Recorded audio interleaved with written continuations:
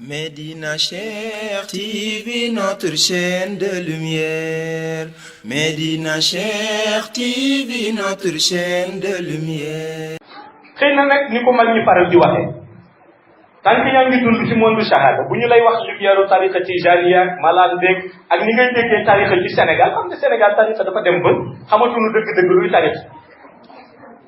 Sénégal dafa dem ba li ñuy jàpp mooy tariqa mooy rek ñu daje gàmmu ji wala ñu daje dem benn dëkk wala ñu daje dem ziyaari kilifa nga loolooy tariqa tariqa du loolu tariqa mooy li ñëw pour defar nit ki mais nit ki di ci gis boppam mooy li nga xam ne dafa ñëw pour defar ruuxu doomu aadama bi mais doomu aadama bi di yëg ni mi ngi defar di yëg ni mi ngi gën a jege yàlla di yëg ni mi ngi gën a sopp yonent bi di yëg ni mi ngi gën a bëgg Mawlaa Cheikh Ahmad Tijaani muy gis ni bàttinam di selle loolu mooy rôle tariqa léegi nag ñu bare comme dañu koy jàppee rek mouvance wala benn mouvement wala benn organisation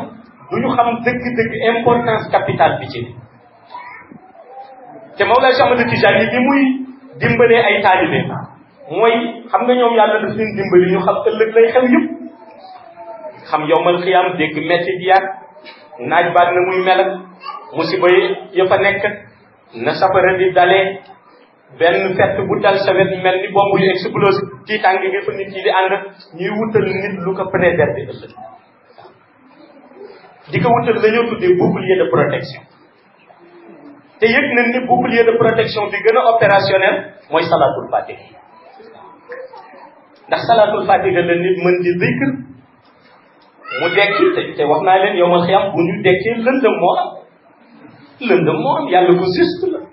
fa taala allahu malikul haq la wax yàlla ko juste la du indi lumière ci ñoo xam ni wutuñu woon lumière moo tax day créer lëndëm pour kenn ku nekk mën a montrer wu ak sa lumière boobaa nag ku amul lumière ci lëndëm rek ngay dox doo gis koy teg sa tànk sax doo gis koy teg sa tànk te malaaka yaa ngi raj loo sawet ña nga bokkal gërëb ba di ay jinne ndax yàlla daf leen di àtte ñi ngi raj loo sawet ñeneen nit ñi ngi raj loo sawet jahannama mi ngi jàll boo gisul koy teg sa tànk ci lu nekk mën nga ca daal lumière nga mën a am te lumière ba ngay niitee ci yow lay da parce que yàlla li muy def moom doo nga ko mën xam nga tey su doon fii dafa lëndëm ñu jékki saa rek benn mbokk dugg si ak projecteur mais da ngay gis ni même ñun ñi nga xam ni sax amul projecteur dañuy xoolaale fi ñuy jaar mais yàlla bële dafa juste ba day def koo xam ni bu ko woon yàlla bu ko woon lumière yaa ngi ci lëndëm nit dend ak yow di leer nañ mais leeram moom dong lay nitee yow boo xoolee mu lëndëm te moom bu xoolee mu leer nañ mu di ci dox ànd ak parasolu lumière parasol bi constitué liy dox digganteem ak jant bi mel ni ker ci moom mu ànd ak moom di dox nga gis nag fa la regret yi di doore fa la rëccu yi di doore nga dégg rëccu yi su ma yëgoon diw ma la def ni moom su ma yëgoon diw ma la def ni moom fekk su ma yëgoon lu tax yàlla delloo si la ci monde charade looloo tax mag ñi seen priorité yëpp ñu defoon ko jaamu yàlla waaye ñu demoon ba yëg ni dara mënul jëriñ nit lu dul li nit ki di liggéey bi mu nekkee ci monde shahada jëme ko ci yonent bi sallallahu alayhi wa sallam te tey dem na lu ba ñi ngi commencé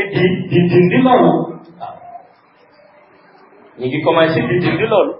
parce que léegi il suffit nga ni taalibe kilifa gi ni demoon te lu la neex ñu bu ëllëgee rek maa la garanti yow nga dem tëdd rek te xam nga loolu erreur la loolu erreur bu mag la Mawlaa Cheikh Ahmad Tijaani li mu def kilifa ku nekk ci nga war a roy ndax Cheikh dafa daan teral ku lay bokk malaan bi ak ay taalibe